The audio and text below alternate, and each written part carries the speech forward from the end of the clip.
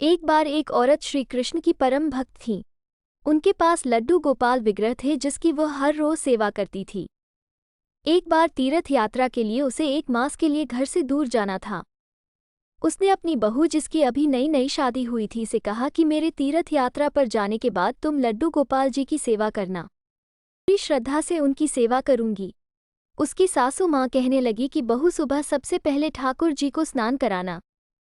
उसके पश्चात उनको सुंदर वस्त्र, आभूषण, बांसुरी, मुकुट पहनना, इत्र लगाना और उसके पश्चात ठाकुर जी को दर्पण दिखाना। दर्पण में जब ठाकुर जी मुस्कुराए तो वो सोचने लगी कि शायद ठाकुर जी को मेरा किया श्रृंगार पसंद नहीं आया, इसलिए वो मुस्कुरा नहीं रहे। उसने ठाकुर जी को फिर से स्नान कराया और श्रृंगार की सारी प्रक्रिया दोहराई, लेकिन उसे हर बार यही की और फिर इत्र लगाकर ठाकुर जी को दर्पण दिखाया। उसे याद आया कि माँ जी ने कहा था कि जब ठाकुर जी का विग्रह मुस्कुराते हुए दिखे तो उन्हें भोग लगा देना। लेकिन उसे लगा कि ठाकुर जी का विग्रह मुस्कुरा नहीं रहा, वह जरूर मेरे श्रृंगार में कोई कमी रह गई है।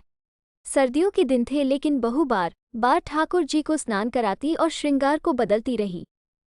आखिर में कई बार यह प्रक्रिया करने के पश्चात उसे लगा कि ठाकुर जी मुस्कुरा रहे हैं। 1 महीने तक लगातार वो ठाकुर जी की सेवा करती रही। 1 महीने तक लगातार वो ठाकुर जी की सेवा करती रही।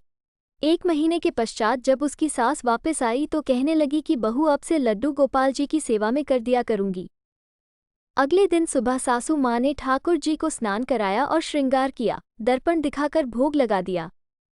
रात को ठाकुर जी उनके सपने में आए और कहने लगे कि तुम मेरे स्नान और श्रृंगार की सेवा अपनी बहू को दे दो, क्योंकि उसकी सेवा में जो भाव है उसमें मुझे ज्यादा आनंद आता है। उसकी सेवा में जो भाव है उसमें मुझे ज्यादा आनंद आता है। तुम भी मुझे हर रोज स्नान करती हो, लेकिन उसने मुझे स्नान कराया, वस्त्र, आभूषण, मुकुट, बांसुरी पहनाए, लेकिन जब भी वो मुझे दर्पण दिखाती तो उसे लगता कि मैं मुस्कुरा नहीं रहा, इसलिए बार बार मुझे स्नान कराया, वस्त्र आभूषण बदले। बहू ने सारी बात सासू माँ को बता दी। सास बहू से कहने लगी कि तू धन्य हो, तुम्हारे कारण मुझे स्वप्न में ठाकुर जी के दर्शन हुए। और बहू से कहने लगी कि ठाकुर जी चाहते हैं कि उनकी स्नान और श्रृंगार तुम करवाया करो। ये कहते हुए सास ने अपना स्वप्न बहू को सुना दिया। इसलिए तो कहते हैं कि भगवान की सेवा सच्चे भाव से करनी चाहिए, क्योंकि वह सच्चे भाव पर रिझते हैं, बाहरी दिखावे पर नहीं। भगवान तो भाव के भूखे होते हैं, उन्हें हम बाहरी दिखावे से प्रसन्न नहीं कर सकते। उसके लिए सच्ची श्रद्धा होनी चाहिए। भगवान निश्चल प्रेम भाव पर रिझ जाते हैं।